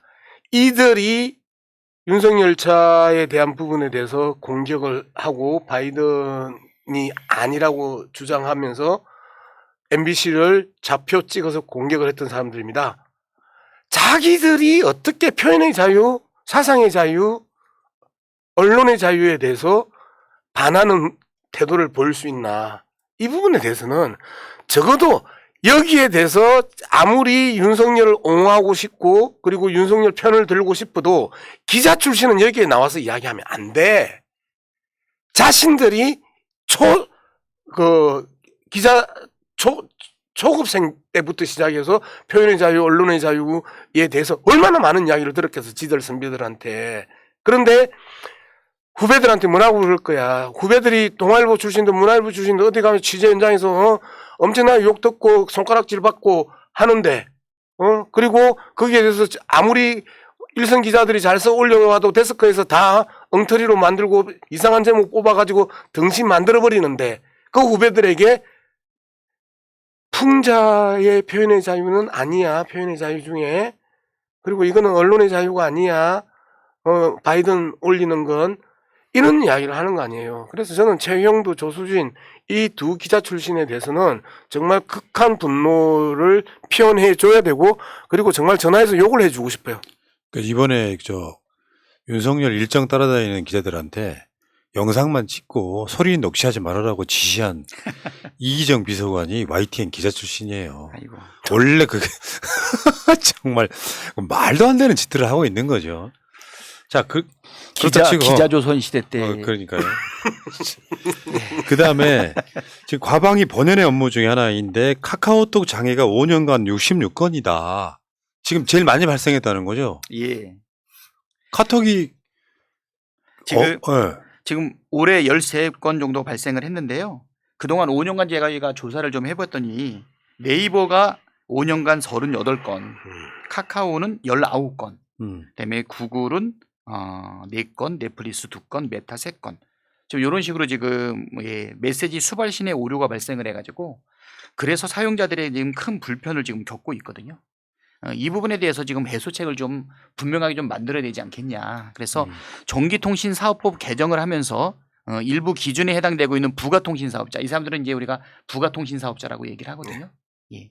이 사람들의 서비스 안정성 의무 확보를 지금 부과해야 되는데 그럼에도 불구하고 지속적으로 계속 이 부분에 대해서 문제가 발생을 하고 있다. 이런 부분을 좀 지적을 했습니다. 이런 거는 굉장히 중요한 건데 이슈는 안 되죠. 사람들한테 정치 그리고 이슈를 이제 제공을 하면. 지금 우리 그 최고위원 3명이 이 과기정의에 들어가 있잖아요. 근데 이게 우리 국민들 일상에서 우리 국민들이 매일 보고 있는 유튜브부터 시작해서 핸드폰, 그리고 컴퓨터 이런 통신 영역과 방송 영역이 일상 속에 붙어 있는데 이 구체적인 내용들로 들어오면서 이슈가 잘 안 돼요. 그런데 이걸 좀 풀어서 정리를 해서 치고 가면 상당히 의미 있는 이 정치적 이슈와 그다음에 민생 이슈로 바로 전환하거든요. 이번에 뭐 망중립성 문제 같은 경우에 거의 20년 동안 논의되어 있었던 망중립성 문제가 또 이번에 터졌는데 그러면 국민들 입장에서 망중립성이 도대체 뭔지, 그리고 누가 이익이고 누가 손해인지, 그다음에 직접적으로 국민들은 어떤 피해를 입을 수 있는지, 어떤 혜택을 가질 수 있는지, 이러한 부분들을 설명하지 않고 망중립성이라는 문제만 뚝 던져놓고 논의를 시작을 하니까 국민들이 도대체 망중립성이 뭐야? 그리고 이재명 대표가 망중립성에 대해서 신중하게 접근해야 된다고 하는데 그러면 망중립성 던진 놈들은 나쁜 놈이네? 그런데 그 망중립성 던진 사람들 중에 상당히 의미 있는, 그리고 이재명 후보를 적극적으로 지지하는 분들도 함께 했는데 그 사람들까지 다 도매금으로 넘어가고 있네? 그럼 도대체 망중립성이 뭐지? 이런 부분에 있어서 많은 지지자들이 헷갈릴 수가 있어요. 그런 측면에서 저는 이 문제를 구체적인 사례를 가지고 설명을 하거나 구체적인 사례로 이익과 이 손해에 대한 문제를 짚어가면서 부가통신사업자 문제까지도 갔으면 좋겠다. 그런데 그러면 이런 부분이 장애가 일어났는데 그럼 장애는 어떤 장애고, 그죠? 그 다음에 실질적으로 어떤 손해를 봤었을까? 그리고 이 하나 행위에 있어서 많은 카카오톡을 이용하는 이용자들의 얼마만큼 스트레스가 쌓였었을까? 그 다음에 혹여 거기에서 그동안에 자신들의 했던 컨텐츠, 남겼던 컨텐츠의 해소는 없었을까? 이러한 좀 구체적으로 좀 들어가자. 특히 가기정통부와 관련된 일을 하시는 분들은 말을 풀지 않으면요 너무 어려운 단어들이라서. 예. 일단 뭐 제가 이것을 지적했던 부분은 네. 서비스 장애가 발생을 했을 때 발생하고 있는 불편이라든가 피해에 대해서 네. 구제를 하기 위한 구체적인 기준이나 내용이 좀 불비되어 있는 것 아닌가. 네.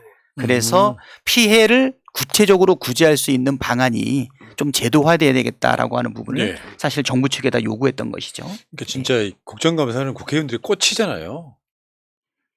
행정부를 견제하는 데 있어갖고 이런 측면들이 자꾸 부각이 좀 돼야 되는데 네. 실생활과 연관이 있는 것들이요. 그리고 이런 것도 있죠. 지금 EBS의 UHD 방송.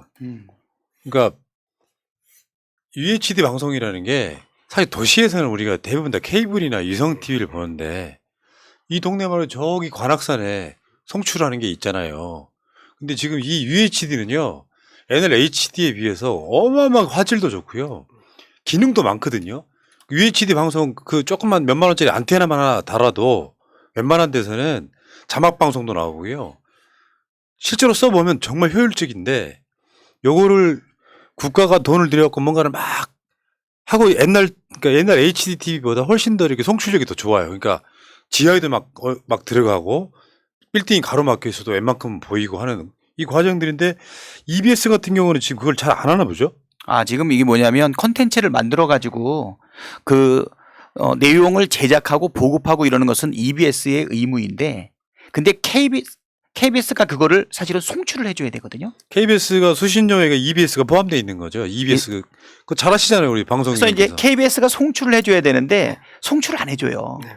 근데 또 문제는 뭐냐면 EBS가 송출도 안 되고 있는데도 불구하고 140억 원 정도를 들여서 UHD 콘텐츠를 제작을 하거든요. 그러다 보니까 송출 문제를 해결하지 않은 상태에서 UHD 콘텐츠는 만들어내고 있고 이거 도대체 어떻게 된 거냐. 그러니까 결국은 KBS하고 EBS 사이에 업무 영역을 불명확하게 해서 서로가 떠넘기기를 하고 있는 것이죠. KBS는 이렇게 주장을 하는 거죠. 기술의 발전에 따라서 발생하고 있는 비용이라든가 이런 부분이 EBS가 어느 정도 책임져 줘야 되는 것 아니냐.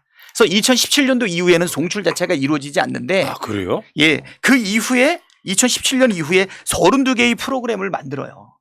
그래서 1242편 정도가 있는데 140억이 들었는데 UHD로 송출이 안 되고 있는 것이죠. 환장하겠네. 그러니까 이거 중지하고 조정하고 마련하는 거 누가 해야 되느냐. 네. 그거 지적한 거예요. 정말 그 아주 중요한 지적을 하셨다고 생각을 해요. 사실상 UHD 방송 자체가 불가능할 뻔했어요. 그래서 제가 그때 이 주파수를 지키는데 그렇죠. 그 역할도 하셨구나. 최시중 위원장한테 제가 처음으로 무릎을 꿇었어요. 무릎 꿇고 한 번만 봐주라. 이걸 갖다가 통신 쪽으로 넘기면요, 이 주파수 사용 대가가 수조 원이거든요. 이제 그거를 갖다가 다 넘기려고 했었어요, 이명박 때. 그런데 그걸 갖다가 제가 누구한테 제가 무릎 꿇고 눈물을 흘리면서 이거는 안 됩니다. 아무리 밖에서 그리고 안에서 정치적 공격을 해도 끄떡을 안 하는 상황에서 결국은 인간적으로 호소하고 무릎 꿇고 눈물을 흘리면서 지켜냈던 주파수예요. 이 UHD 주파수가. 그러네요. 그런데 네. 이렇게 그 지켜진 그 UHD 주파수를 가지고 KBS와 EBS가 또 서로가 짐 떠넘기기를 하는 거잖아요. 근데 그 법적으로는 KBS가 송출해 주는 게 맞아요. 그리고 거기에 대해서 수신료 문제가 함께 개입되어 있는 거거든요. 그러면 이런 문제를 어떻게 해결할 것이냐. 그러면 EBS 수신료와 KBS 수신료를 나누어서 분리해서 EBS는 EBS대로 수신료를 받고, 그럼 KBS는 KBS대로 수신료를 받고, EBS는 EBS대로 받은 그 수신료를 가지고 UHD 그 콘텐츠를 쏠 수 있는 기본적인 재원을 확보하는 이런 방법인데, 그러면 KBS가 못 받는단 말이에요. KBS와 이 부분에 대해서 근본적으로는 수신료 인상 문제를 가지고 올 수밖에 없는 상황이거든요. KBS도 끊임없이 예산 압박을 통해서 그까지 송출해 줬을 때에 오는 경제적 비용이 실질적으로 발생을 하기 때문에 현재 수신료로는 감당하기 어렵다. 그러면 이제 수신료 인상 문제로 이제 온단 말이에요. 수신료 인상 문제로 오면 어떤 싸움이 또 벌어지죠? 여야에 있어서의 싸움이 벌어진단 말이에요. 그런데 대부분 여당에서 야당으로 가거나 야당에서 여당으로 가면 야당에서는 수신료 반대고 인상 반대고 여당은 수신료 인상 찬성이에요. 그런데 이 KBS 수신료 인상 문제에 대해서 현재 아무도 여야가 KBS 수신료 인상 문제에 대해서 아무도 이야기를 하지 않고 찬반의 입장도 안 내는 희한한 지금 전국 속에 우리가 알겠습니다. 있다. 근데 근본적인 문제는 그 KBS 수신료 문제를 어떻게 해결을 할 것이냐에 대한 문제가 근본적인 문제입니다. 사실은 그 부분은 생각하지 못했어요. 그러니까 저는 이제 지적했던 게 뭐냐면 이러한 보이지 않는 노력이 있었는지는 몰랐는데 2017년 2월 달에 지상파 UHD가 도입이 되면서 EBS의 700MHz, 저는 뭐 전문가가 잘 아닌데 이게 황금 주파수 대라고 하거든요. 그러니까 EBS에다가 그거를 할당을 해줬어요. 네. 그리고 아까 말씀드렸듯이 140억을 들여가지고 32개 프로그램 1242개의 제작까지 이루어졌는데도 불구하고 이게 이루어지지 않고 있다. 그러면 그 내부적인 문제가 무엇인지 이 부분에 대해서 분명하게 해가지고 진행을 해야 되는데 일단 종감 때까지 이 부분과 관련해서 어떤 식으로 해결해 낼 것이지 방안을 마련해 오라고 했거든요. 예, 양 박사님하고도 좀 의논을 좀 해야 되겠네요. 아니 뭐 저하고 의논할 필요는 없고요. 자기들은 그 답을 다 가지고 있습니다. 그런데 이제 국정감사에서 일단 1차적으로 문제가 제기가 되면 그 다음 날 국정감사에서 뭐 박찬대 의원이 그 EBS UHD에 대해서 지적을 한 것들을 하고 리스트를 쫙 뽑아요. 그리고 거기에 대해서 해결 방안을 안에서 이제 또 그 간부 회의에서 담아내요. 그래서 확인 국감 때 구체적인 답변을 가져올 건데 근본적인 문제는 실질적으로 KBS 수신료 문제를 어떻게 할 것이냐라는 부분에 대한 예. 해결책이 없으면 어렵다 이렇게 생각합니다. 그러니까 오래간만에 뭐 전국 나와서 예, 좀 이런 길었습니다. 주제 하나만 갖고도 한 2시간짜리가 이야기 되는 이야기거든요. 한 4시간 해야 되는데. 그러니까. 근데 사실 국정감사를 이렇게 하면서도 네. 지금 우리 푸나님께서 여러 번 좋은 지적이다라고 말씀을 해주셨는데 아무래도 이 정치인들이 이슈를 많이 줬고 그 다음에 또 적극적이고 극렬한 반응을 보이는 부분에 자꾸 이제 집중을 하게 되는 그 유혹을 벗어나기가 상당히 어렵더라고요.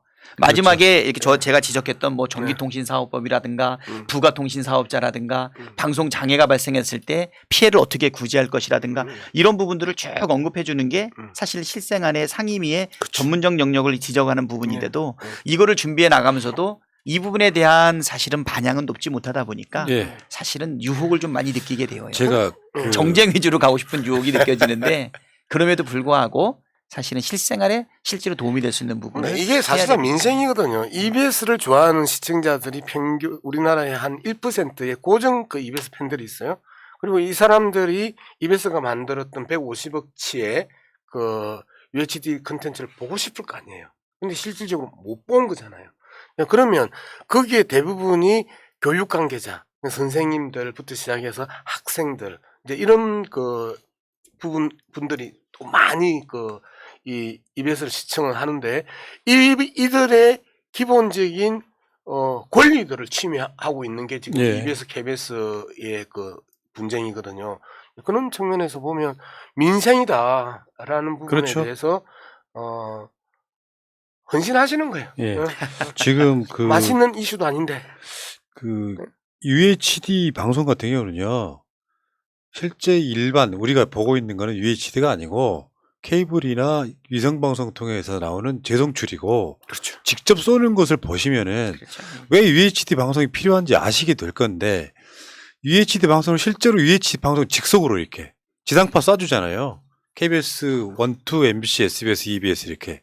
그 EBS로 그러니까 UHD로 보면 제작비가 거기다가 UHD 특성을 갖다 집어넣으려고 그러면 제작비가 2배 정도 다시 늘어난다 그래요. 이런 측면이 있고 좀 엉뚱한 이야기 같지만 전 그렇게 생각해요. 선진국이라고 할 때 뭐 국민 1인당 평균 소득이 뭐 한 5만 달러 된다고 그래서 무조건 선진국 쳐주지 않지 않습니까? 중동 같은 데는 뭐냐면은 사람들이 갖고 있는 인권의식이라든지 또는 여러 가지 개념, 복지가 잘 돼 있다든지 또는 이런 과정. 그러니까 이런 이슈에 대해서 국민들이 관심 간 사람이 많아져야 삶의 질이 올라간다는 차원에서 한국에서는 지금 윤석열 국회에서 이 새끼들이 승인을 안 해주면 바이든은 좀 갈래서 어떡하나 이런 걸로 한 2주 3주 가는 나라가 되면 안 되고 박찬대가 UHD EBS 송출이 안정적으로 돼야 된다고 외치면 사람들이 바로 알아먹어야 되는 저희는 거기까지 가야 된다고 보고 사실 다수의 민주 시민들은 많이 올라갔어요. 그게 복지 정도의 관심까지는. 근데 그 이후에 조금 더 넘어가는 것들은 사실상 관심이 없어서 일부러 인기 없는 컨텐츠를 정청래 최고가 안 나올 때 한번 다뤄봤습니다. 아유 고맙습니다. 근데 사실은 이 정치하고 민생 우리의 삶하고는 사실 구별할 수 없잖아요. 신토불이 얘기하는 것처럼 그 아까도 그 고등학생하고 싸우는 윤석열 정부 이야기를 했는데 그 얼마나 그 우리가 먹고 사는 문제를 해결해 주는 것도 정치의 큰 영역이지만 우리의 여가와 우리의 삶에 사실은 맞습니다. 긴장도를 풀어주고 사람 행복하게 만드는 그것도 사실은 정치의 큰 역할이거든요. 네. 그러면 만화라든가 문화, 예술, 체육 이것이 우리 삶에 미치는 영향이 큰데 이것을 정치 보복이라든가 정치 이슈로 인해 가지고 그게 만약에 쇠퇴하거나 아니면 큰 피해를 본다 그러면 이것도 엄청난 정치의 폐해가 되는 것이죠. 예, 예. 저 어저께 보니까는 그 성남 시민구단 예, 1부 리그에서 이제 2부 리그로 강등이 확정이 됐더라고요. 아이고. 뭐 제대로 뭐 집중할 수 있었겠어요. 그리고 그뿐만이 아니라 시민구단으로 운영되고 있는 프로축구단들 많은데 그거 다 세금으로 전부 다 운영해야 되잖아요. 이제는요. 누가 여기다가 광고비를 주겠습니까? 홍보비를 주겠습니까? 그렇잖아요. 그 연구 기업들이 거기 소재하고 있는 기업들이 홍보도 하고 광고도 하고 하면서 지역사회 내에 공헌도 있고 그다음에 운영비는 다시 또 홍보비를 통해 가지고 운영 수익을 눕히고 그러면 자기 주민들이 자기의 그 프로축구단에 와서 주말에 그 축구를 보면서 삶의 긴장도 떨어뜨리고 삶의 질도 높이고 하는 건데 제가 볼 때는 이제 앞으로 어떤 연구 기업도 그 연구 기업이 소속되어 있는 지자체가 사실은 운영하고 있는 시민구단에 누가 광고비를 주겠어요. 알겠습니다. 아니 근데 이분 좀 덧붙이면 성남 FC 문제가 이제 심각해졌어요. 그리고 저는 지금 현역 더불어민주당 소속 그 지방자치단체장들이 여기에 대해서 기자회견을 해야 된다고 생각해요. 맞습니다. 예. 지금 운영하는 게 그 축구단, 야구단뿐만 아니고요. 씨름단, 그다음에 여자 배구단, 그다음에 하키, 뭐 핸드볼 이 비인기 종목들을 대부분 지방자치단체가 아니면요 실업팀이 없어요. 그러면 어떻게 운영할 거야? 전부 세금을 해야죠. 그래서 세금으로 해야죠. 그러면 세금을 하고 예산으로 하면 예산의 그 우선순위에서 밀린단 말이에요. 그죠. 먹고 사는 문제에 먼저 집중을 하다 보니까. 그렇죠. 비인기 종목에 지원을 하면 그 비인기 종목은 그 지역에서도 비인기 종목인데. 그래서 제가 볼 때는 예, 그 문화예술 영역이라든가 사람의 여가의 삶에 미치는 부분은 그건 난 공공재라고 봐요. 네. 공공 용역이잖아요. 맞아요. 공공재와 공공 영역. 이거 시장에다 맡겨가지고는 이 부분을 해결할 수 없다 보니까 사실은 정책이 필요하고 그다음에 예산이 필요하고 하는 것 아니겠어요? 이런 것을 정치가 잘해줘야 되는데 오히려 정치 보복화해가지고서 못하게 만들므로 인해 가지고 삶의 질을 떨어뜨린다? 이거 정치가 주는 폐해죠. 맞습니다. 예. 자, 100분 동의합니다. 첫 술이 배부르지는 않는데 현재까지 민주당 권리당원으로서 효능감 조금은 느끼고 있습니다. 우리 같은 사람들이요, 이 전 당대표들 때 수년간 어떤 이야기를 해도 민주당 지도부에서 그런 이야기를 받아준 적이 없습니다. 정청래 최고 말이 맞아요. 조중동 스크랩에서 보내신 분들이 우리 같은 얘기 들리겠어요? 다 음모론이겠지. 근데 사실 알고 보면 우리 같은 사람들이 굉장히 이성적 접근, 그 민중의 시각에서 세상을 바라보는 시각이 지금 민주당 지도부한테 바로 즉박 전달되는 이런 것들을 보면서 효능감 느끼고 있으니까. 다만 어느 날 갑자기 확 좋아지진 않습니다. 시스템이.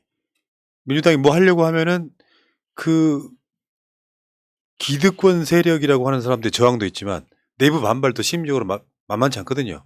이 과정들을 보면서 앞으로 이제 이 지도부가 임기가 끝나는 날 때쯤, 야, 이 사람들 정말 그래도 역대급으로 최고로 잘했어, 이런 말씀 들어주시기 바라고요. 근데 저는 그 토대가 있다고 봐요. 지금 내가 쭉 그 실시간 채팅에 들어와 있는 시청자들을 보니까 지금 우리가 한 30분 동안 했던 구체적인 정책 이야기에 대해서는 정말 재미없는 이야기고 잘 모르는 이야기예요. 근데 아직까지 6,500명이 이 자리를 버텨주면서 구체적이고 디테일한 민생의 이야기지만 정말 재미없는, 그리고 내가 이 문제 제기를 해서 스포트라이트를 받기 쉽지 않은 이런 이야기를 들어주신단 말이에요. 이건 뭐냐면 새날 그 시청자들이 정치 고관여층이고 오늘도 수없이 수많은 사람들과 그 손가락으로 싸웠고 그다음에 자신의 이 불만들을 표출했고 윤석열에 대한 분노들을 표현해 오면서 새날 TV를 지금 시청하고 있는데, 여기에서 구체적인 정책들 하나하나, 그리고 뭐 UHD 이야기, 뭐 수신료 이야기, 이런 이야기까지도 들어서 감내해 주시는 분들이 이제는 있다라는 거예요. 이 부분은 네, 맞습니다. 앞서서 지적하셨던 공공 영역에 대한, 공공재에 대한 그 범위의 확장과 그다음에 컨셉의 그 이 말 그대로 집행의 확장들을 통해서 이분들이 또 한번 정치 학습들을 하고, 그리고 여기에 대해서 박찬대가 이제는 방송 콘텐츠 문제, 그리고 여기에서의 갈등의 문제를 지적했구나, 정말 필요한 네, 일을 했구나, 이런 것들이 이제 평가받을 거예요. 알겠습니다. 자, 하다 보면 또 날새기 해야 되는데 오늘 원래 약속이 9시 50분에 끝내기로 했는데 시간 넘어갔죠. 벌써 16분 지났어 또. 아이고, 아이, 예. 참 할 말이 많아요. 우리 양문석 박사님은 내가 봤을 때는 이 시대의 참 지성인이십니다. 이 시대의 참 컨텐츠. 자, 오늘만큼은 컨텐츠가 최고인. 자, 박찬대 최고도 잘하고 계시고요. 예. 사람이 호감형이면요, 양도 구육해도 사람들이 그거 양고기라고 생각하고 개고기 사갑니다. 자, 당원이 최고다. 여러분들 어떤 느낌이신지 모르겠는데 지금 당원 아니셔도 상관없습니다. 민주당 평생 지지해 오셨던 분들도 심리적으로는 민주당 당원 아니겠습니까? 그런 분들과 함께 저는 오늘 마지막 말씀드리고 싶어요. 짧고 굵게 끝냅시다. 뭘 이렇게 길게 가요? 짧고 굵게 끝냅시다. 무슨 뜻인지는 여러분들이 주무시기 전에 한번 고민해 보시기 바라겠고요. 자, 열심히 싸워주시고 다음 주에는 세 분과 함께 다시 뵙겠습니다. 고맙습니다. 고맙습니다. 고맙습니다. 민주주의 평화 통일 다 죽어간다. 이대로는 놔둘 수 없다. 자, 다시 한번 해보는 거야. 자, 다시 한번 싸우는 거야. 자, 손 맞잡고 어깨를 걸고 우리 함께 이기는 거야. 자, 다시 한번 해보는 거야. 자, 다시 한번 싸우는 거야. 자, 손 맞잡고 어깨를 걸고 우리 함께 이기는 거야. 자, 다시 한번 해보는 거야. 자, 다시 한번 싸우는 거야. 자, 손 맞잡고 어깨를 걸고 우리 함께 이기는 거야. 자, 다시 한번 해보는 거야.